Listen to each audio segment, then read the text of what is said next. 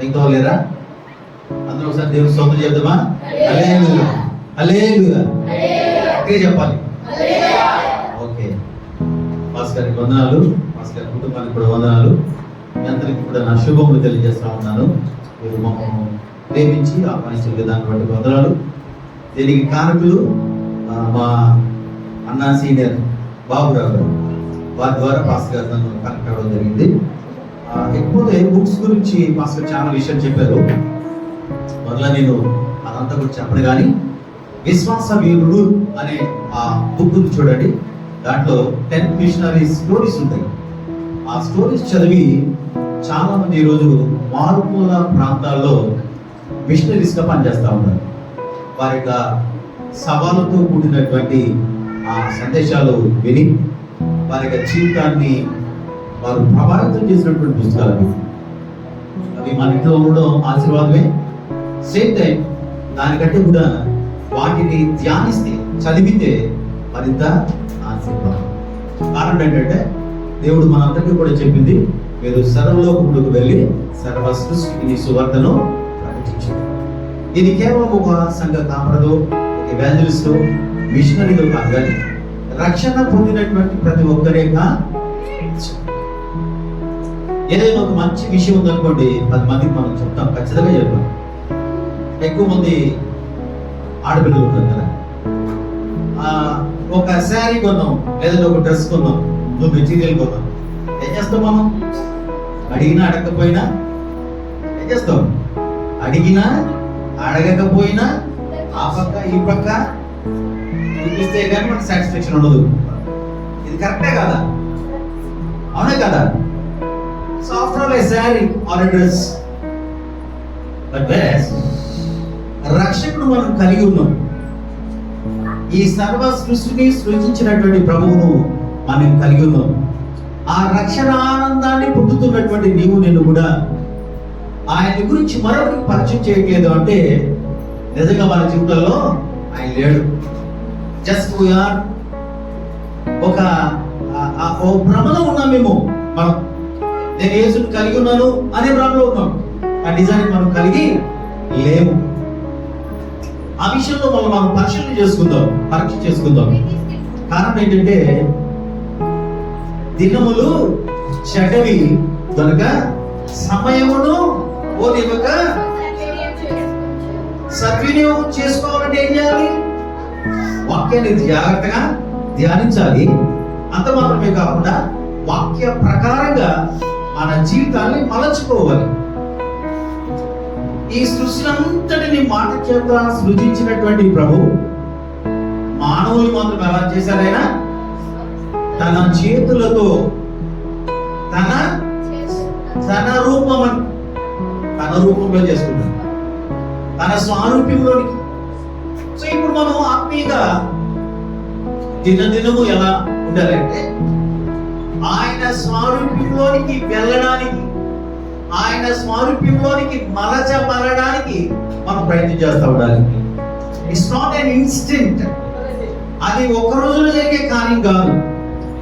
మన ఆత్మీయ జీవితం ప్రతిరోజు కూడా దినదినము ఏమవ్వాలి? మెరుగవుతూ ఉండాలి. దినదినము ఉన్నతమైన స్థితికి వెళ్ళాలి.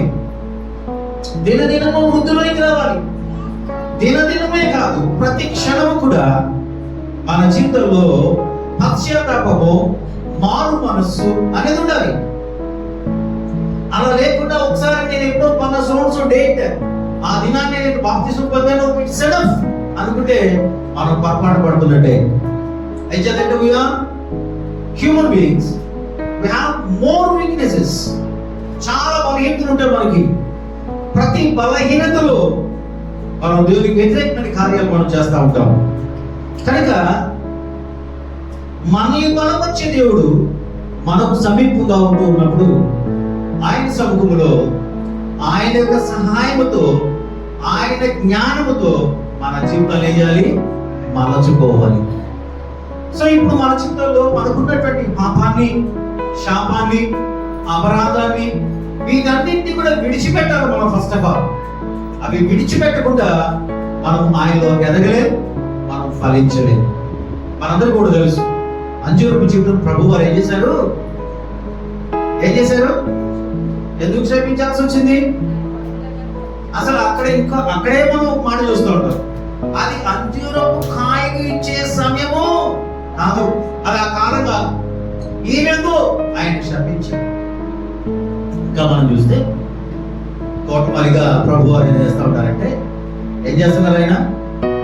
ఈ రిక్వెస్ట్ ఫాదర్ ఏమన్నాడు? మరొక సంవత్సరం ఇస్తే నేను దాన్ని త్రవి ఎరువు వేసి మంచిగా చేస్తా. వాళ్ళు ఇచ్చినా సరే, వాళ్ళు ఇచ్చకపోతే నరికి ఎక్కడ వేయాలి? అగ్నిలో. సో ఎన్ని సంవత్సరాలు దాడిపోతా ఉన్నాయో మన ఆత్మీయ జీవితంలో, ఎన్నో సంవత్సరాలు అలా వెళ్ళిపోతా ఉన్నాయి. అయినప్పటికీ కూడా అనంతమైనటువంటి ఆయన కృప మనం ఏం చేస్తా ఉంది? కాపాడుతూనే ఉంది. అనంతమైనటువంటి ఆయన కృప మనల్ని కాపాడుతూ ఉంది. చూద్దాం, కొన్ని విషయాలు మనం చూద్దాం. ఫస్ట్ ఆఫ్ ఆల్, మనము విజయాన్ని సాధించాలంటే పాపం పైన, అపరాధాల పైన, మన బలహీనతల పైన మనము విజయాన్ని సాధించాలంటే కొన్ని మనం చేయాల్సి వస్తుంది. ఫస్ట్ ఆఫ్ ఆల్ మనం చేయాల్సింది ఏంటంటే డిసైడ్. డి అనే అక్షరం పైన కొన్ని మాటలు చెప్తాను. డిసైడ్. ఫస్ట్ తీర్మానం చేసుకోవాలి. మనం తీర్మానం చేసుకోవాలి. ఏం తీర్మానం చేసుకోవాలి? ఉదాహరణకు దానియేలు జీవితాన్ని మనం చూస్తే, దానియేలు గ్రంథంలో మొదటి అధ్యాయం 8-9 వచనాలను గమనిస్తే, దానియేలు ఏం చేస్తా ఉన్నాడు? అక్కడ రాజుగారి భోజనం చేయాలి. కూడా ఆపర్చునిటీ, ఇట్స్ ఎ ప్రివిలేజ్. మనమైతే అలా అనుకుంటాం కదా, కానీ దానియేలు ఏమనుకుంటున్నాడో ఒకసారి చూడండి.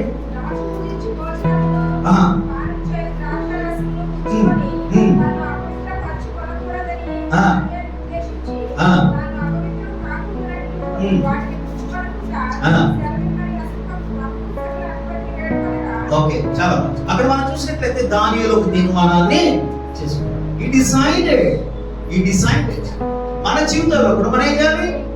we need to decide. A decide చేసుకోవాలి? I should not commit the sin. I should not commit that sin, whatever the weakness. అది నేను చేయకూడదు అని ఒక నిర్ణయాన్ని మనం తీసుకోవాలి, ఒక తీర్మానాన్ని తీసుకోవాలి. ఆ తీర్మానాన్ని ఫలపరిచేవాడు దేవుడే, కానీ తీర్మానం తీసుకోవాల్సింది మనం. ఇక్కడ దానియేలు తీసుకున్నాడు, ఫెయిల్ అయ్యాడా? ఆ మిగతా వారి కంటే కూడా ఎంత మంచిగా ఉన్నాడు, ఎంత సౌందర్యంగా ఉన్నాడు, దానియేలు ఏ విధంగా హెచ్చించబడ్డాడు, ఈ విషయాలన్నీ కూడా వివరించడానికి సమయం లేదు. కానీ once he take a decision, once he decided that I should not commit a sin against the will of God, then Daniel was blessed. ఎంత బ్లెస్ చేయబడ్డాడంటే ఆ దేశాలంతటికీ కూడా తను ఎలా అయ్యాడు? ఒక ఉన్నతమైనటువంటి స్థానంలో ఉంచబడ్డాడు. కారణం ఏంటంటే ఒకే ఒక డెసిషన్. ఇదేమి అది అంత పెద్ద జ్ఞానం మనం అనుకోవచ్చు. రాజు భుజించే ఆహారము, రాజు పానం చేసేది, ఇది అంత తప్పేమి కాదేమో. కానీ ఆ రాజు చేయాల్సినటువంటి ఆ రాజు ఆ పరీక్షలో నేను విజయాన్ని సాధించాలి అంటే I should not commit that sin against the God. He decided. మనం మాట్లాడుతున్నాం మొదటి యోహాను పత్రిక 5వ అధ్యాయము 18వ వచనాన్ని కూడా చూద్దాం. యోహాను మొదటి పత్రిక 5వ అధ్యాయము 18వ వచనం.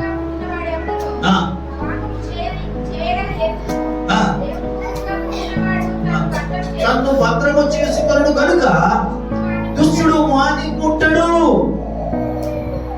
ఏంటట? అక్కడ చాలా మంచి మాట ఉంది. దేవుని మూలముగా పుట్టిన వాడెవడును. అది ఎప్పుడు మార్నింగ్ మనం చెప్పుకున్నాం. ఎలా అవ్వాలి? మన పాపముల చేత వేయాలి, సిలువ వేయబడాలి, క్రీస్తుతో పాటు పునరుత్థానం చెందాలి. ఇదిగో ఆ నూతన జన్మ అనుభవంలోకి ఎవరైతే వచ్చారో వారు దేవుని మూలముగా పుట్టినటువంటి వారుగా దేవుని యొక్క వాక్యం మనకు తెలియజేస్తా ఉంది. అలాంటి వాడట పాపము చేయని నిరుగుదము. దానియేలు మనం చూసాం. ఏం చేశాడు? I should not commit that sin. నేను ఆ భోజనాన్ని చేయను, ఆ పానము చేయను. ఏమైనా కానీ ఒకవేళ ఇన్ కేస్ నేను ఫెయిల్ అయితే what ever the give, I'm ready అంటూ ఉన్నాడు. ఆ నిర్ణయం చేశాడు కనుకనే తన యొక్క ఏదైతే డెసిషన్ ఉందో అది దేవుడు ఫలపరిచాడు. ఉన్నతమైన స్టేజ్ లో తను ఉన్నాడు. ఇక్కడ దేవుని మూలముగా పుట్టినవాడు ఎవడు కూడా పాపం చేయడని ఎరుగుము. దేవుడు మూలముగా పుట్టినవాడు తను భద్రము చేసుకోండి. కనుక ఎవడుగా దుష్టుడు వారిని అసలు ఆ జోలికే రాడు. అట్లా కాకుండా మనం లోకంతో కాంప్రమైజ్ అయిపోతున్నాం అనుకోండి, అసలు మనం ఆ పానంలోనే ఉన్నాం. ఇంక మనకు శోధనలు ఏం రావు, మనకు శోధనలు రావు. ఎవరికి శోధనలు వస్తాయి? దుస్తునికి వెలుపల జీవిస్తే, దుస్తుని ఎదిరిస్తే మనకు శోధన. దుస్తుడు చేసే పనుల్లోనే ఆ పాలనలోనే మనం ఉంటే తప్పనిసరిగా మనకి ఏమొస్తుంది? శోధన వస్తుంది. కానీ శోధన జయించేవాడు ధన్యుడు. శోధన జయించే శక్తిని కూడా ప్రభువే మనకు అనుగ్రహిస్తాడు. కనుక మొట్టమొదటి విషయం ఏంటంటే మనం ఏం చేయాలి? ఒక నిర్ణయాన్ని, ఒక తీర్మానాన్ని మనం చేసుకోవాలి. we need to decide. అలాంటి నిర్ణయం ఎప్పుడైనా తీసుకున్నామో మన జీవితంలో, ఏ విషయంలో దేవునికి మనకు మధ్య ఏదైతే అడ్డుగా ఉందో, ఏ బలహీనత అయితే దేవునికి మనకు ఆ రిలేషన్ చెడగొడుతుందో, ఆ పని చేయకుండా ఉండడానికి ప్రభువా నాకు జ్ఞానమే, మీ శక్తిని నన్ను విడిపించు అనే ప్రార్థన మన జీవితంలో ఎప్పుడైనా కలిగి ఉన్నామా? మనం పరిశీలన చేసుకుందాం. ఒకవేళ లేకపోతే అలాంటి ప్రార్థన మనం కలిగి ఉంటాం. కనుక కొంతమంది అంటూ ఉంటారు, మనం చాలా మార్లు మనం ఏం చేస్తూ ఉంటామంటే 31st డిసెంబర్ రెజల్యూషన్స్ చాలా ఉంటాయి. చాలా అది ఎంతవరకు ఉంటుందంటే జస్ట్ ఆ గుమ్మం దాటేంత వరకు కూడా ఎంత ఎమోషన్ ఫీల్ అయిపోతామో, ఎన్ని నిర్ణయాలు తీసేసుకుంటామో, ఎంతగా కమిట్ అయిపోతామో, కానీ అక్కడ ఫెయిల్ అయిపోతాం. అది చూసి మన స్నేహితులు ఏమంటారంటే, అరే నువ్వు నిర్ణయాలు తీసుకున్నావు కానీ దానిలో నిలబడలేనప్పుడు ఎందుకు? You are fail, you are not fulfilling whatever the resolutions you are taking అని మనం డిస్కరేజ్ చేయొచ్చు. కానీ దేవుని గ్రంథం ఏం చెప్తుందంటే, సామెతల గ్రంథం ఒకసారి మనం చూస్తే, సామెతల గ్రంథాన్ని మనం గమనిస్తే అక్కడ 24:16లో ఒక మంచి మాట. అలా అని చెప్పి మనం పడిపోతూ ఉన్నా కాదు, మనం ఏం చేయాలి? సరి చేసుకోవచ్చు. చదవమ్మా. నీతిమంతుడు 7 మార్లు పడినను తిరిగి లేచును. ఎవరు నీతిమంతులు? వాక్యం ఏమి సెలవిస్తా ఉంది?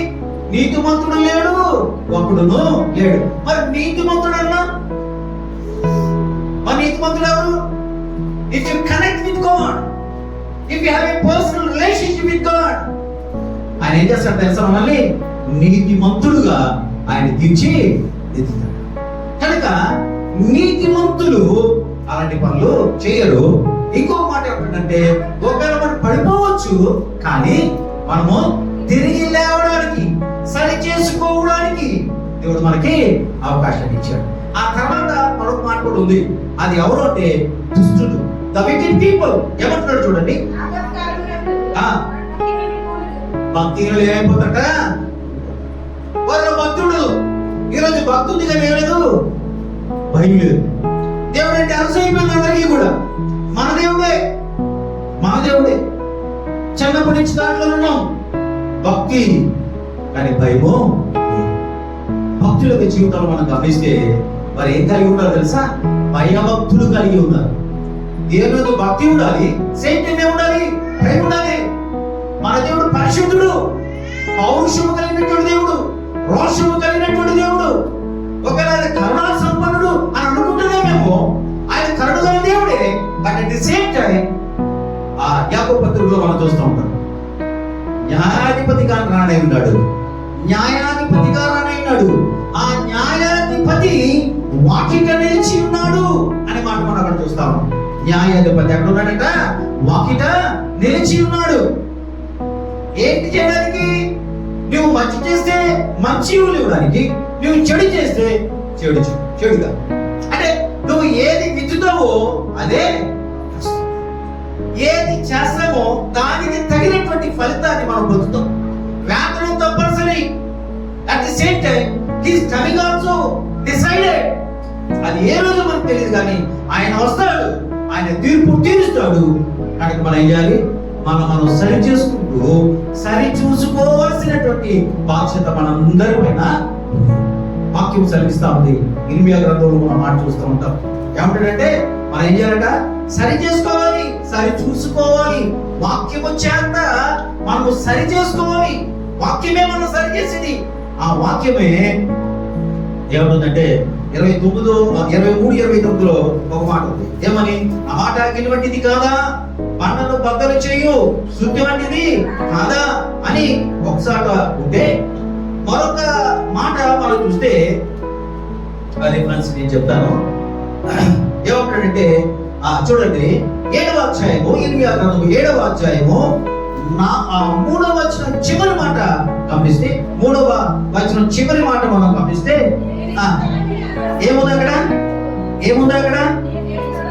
మీ మార్గములను మీ క్రియలను దిద్దుకొనుడి. ఆ చివరి మాట మనకి చాలు. ఏమంట? మీ మార్గములను క్రియలను దిద్దుకొనుడి. మన మార్గాలు ఎదుకోవాలట, మన క్రియలు, మనం చేసే పనులు, మన ఆలోచనలు, మన సమస్తాన్ని కూడా మనం సరి చేసుకోవాల్సినటువంటి ఆవశ్యకత మన అందరి పైన ఉన్నది అనే విషయాలు మనం గుర్తు చేసుకోవాలి. కనుక మనం ఏం చేయాలి? We need to take a decision. We need to decide. ఏం డిసైడ్ చేసుకోవాలి? I should not commit that sin against God. రెండవదిగా మనం చూసినట్లయితే డిపెండ్. ఏం చేయాలి? మనం ఆధారపడాలి. ఆయన పైన ఆధారపడాలి. చాలా మంది భక్తులు ఆధారపడ్డారు. అలా ఆధారపడ్డారు కనుకనే వారు జీవ గ్రంథంలో ఉన్నారు. మనం కూడా ఉండాలంటే ఏం చేయాలి? ఆయన పైన మాత్రమే ఆధారపడాలి. ఈరోజు మనం ఎప్పుడు ఆధారపడుతున్నాం అంటే దేవుడి పైన చిక్కు లేకుండా చెప్పుకోవచ్చు. ఎప్పుడు ఆధారపడతాం? మన ప్రయత్నాలన్నీ అయిపోతాయి. ఫైనల్ అది ఆయన కోరుతున్నాడా? ఏమన్నాడు? ప్రతి విషయాన్ని ఫస్ట్ మనం తీసుకెళ్లాల్సింది. మనం కూడా మనం మాట్లాడుకున్నాం కదా, ఏంటంట? ఆయన దృష్టి తీసుకెళ్ళాలి. ఒక స్త్రీ ఉంది, ఆమె విధవరాలు, ఆమె కుమారులు ఉన్నారు, భర్త చేసిన అప్పులు ఉన్నాయి. ఆమె ఎవరు? ఏం చేసింది? ఆమె దాచిందా? బయట ఎక్కడికైనా పోయి చెప్పుకుందా? ఎవరికి చెప్పింది? దేవుని యొక్క సేవకునికి చెప్పింది. ఏ మొహమాటం లేదు, ఏమి దాయిలా. అంచేత ఆమె ఏమనబడుతుంది తెలుసా? యోగ్యురాలు. ఆమె ఏమనబడుతుంది? యోగ్యురాలు. కారణం ఏంటి? దాచుకోలేదు, ప్రతిదీ చెప్పింది. There is a solution. ఏమేమి తెలుసా? భయంకరమైనటువంటి ఆకలి, ఆ కొరతలో కూడా ఆమె మరెవ్వరు ఆమె అనుభవిస్తూనే ఉంది. ఆమె గుడ్డిలో నూనె అయిపోలేదు, ఆ పిండి కూడా అరిగిపోవాలి. ఆ కాలం లాంటిది, కరువు కాలం. కానీ ఏం చేసింది? దైవజనుడికి సమస్తాన్ని కూడా చెప్పుకుంది. కనుక we need to depend on God only. We need to depend on God. In Christ, whatever the finished work, ఆయన కంప్లీట్ చేసినటువంటి ఆ పని ఏదైతుందో ఆయన ముగించి ఆయన ఒక్కడే చెప్పగలిగాడు. ఏమన్నా తెలుసా? తండ్రి, నీవు నాకు అప్పగించినటువంటి పనిని నేను ముగించాను, సమాప్తమైనది అని మాట చెప్తాను. సో మనం ముగించినటువంటి ఆ పనిలో, ఆ రక్తంలో కలగబడి అక్కడ విమోచించబడినటువంటి మనం ఎవరిపై డిపెండ్ అవ్వాలి? ప్రభు పైన మాత్రమే మనం డిపెండ్ అవ్వాలి. అప్పుడు పరిశుద్ధాత్ముడు మనందరినీ కూడా ఆయన సత్యంలోనికి నన్ను కూడా నడిపిస్తాడు. మొదటి యోహాను పత్రిక 4వ అధ్యాయము 4వ వచనం ఒకసారి మనం చూద్దాం. యోహాను మొదటి పత్రిక 4వ అధ్యాయము 4వ వచనం ఒకసారి చూద్దాం. త్వరగా ఆ టైం కూడా అయిపోతా ఉంది. మీలో ఉన్నవాడు లోకంలో ఉన్నవాడి కంటే గొప్పవాడు. మనం ఏం చేయాలంట? లోకంలో ఎవరిని చూడగల, ధనవంతులు ఉండొచ్చు, ఉన్నతమైన స్థితిలో ఉన్నవారు ఉండొచ్చు, అధికారంలో ఉన్నటువంటి వారు ఉండొచ్చు, వారు ఎవరైనా కానివ్వండి, లోకంలో ఉన్నవారి కంటే కూడా గొప్పవాడైనటువంటి దేవుడు నీకు నాకు తండ్రిగా ఉన్నాడు, నీకు నాకు ప్రభువుగా ఉన్నాడు, ఆయన మనకు దేవుడుగా ఉన్నాడు. మనకంత గొప్ప ధన్యులం. ఈ లోకంలో మనం చెప్పుకుంటాం, పలానా ఎమ్మెల్యే గారు మా సో అని చెప్పుకోవడానికి అతిశయిస్తా ఉంటాం కదా. వాళ్ళ ప్రెసిడెంట్, వాళ్ళ ఎంపీడీఓ, వాళ్ళ సో వారు నా చుట్టాలు అని చెప్పుకోవడానికి మనం అతిశయిస్తూ ఉంటాం. కానీ పరమ తండ్రి మనం ఏమంటాడు తెలుసా, మీరు నా పిల్లలు. ఆ మొదటి పత్రికలోనే ఆ 3వ అధ్యాయంలో మనం చూసే మొదటి వచనమే మనం చూస్తాం, మనము దేవుని పిల్లలం, మనం దేవుని పిల్లలం. అరే ఒకవేళ నేను గౌరవ పడుతున్నారేమో అని ఇంకా చెప్తాడు, ప్రియులారా ఇప్పుడు మనము దేవుని పిల్లలమై ఉన్నామని అక్కడ ఆయన చెప్తాము. ఖచ్చితంగా ఇట్ ఈస్ ఎ ఫిక్స్డ్. ఎవరు మనం? దేవుని. లోకంలో ఉన్న వారి కంటే బలవంతుడు గొప్పవాడైనటువంటి వారి యొక్క కుమార్తెలము మనం భయపడాల్సిన ఎవరికి కూడా. సో మనం ఏం జరగ ఆయన పైన మాత్రమే మనము ఆధారపడాలి అనే విషయాన్ని మనం 2వ మాటలో చూడవచ్చు. ఇందాక 62వ కీర్తనలో కూడా మనం చూసాం. 5వ వచనం నుంచి 12వ వచనం చూస్తే దావీదు కీర్తన 62 5 నుంచి 12 వచనాలు మనం చూస్తే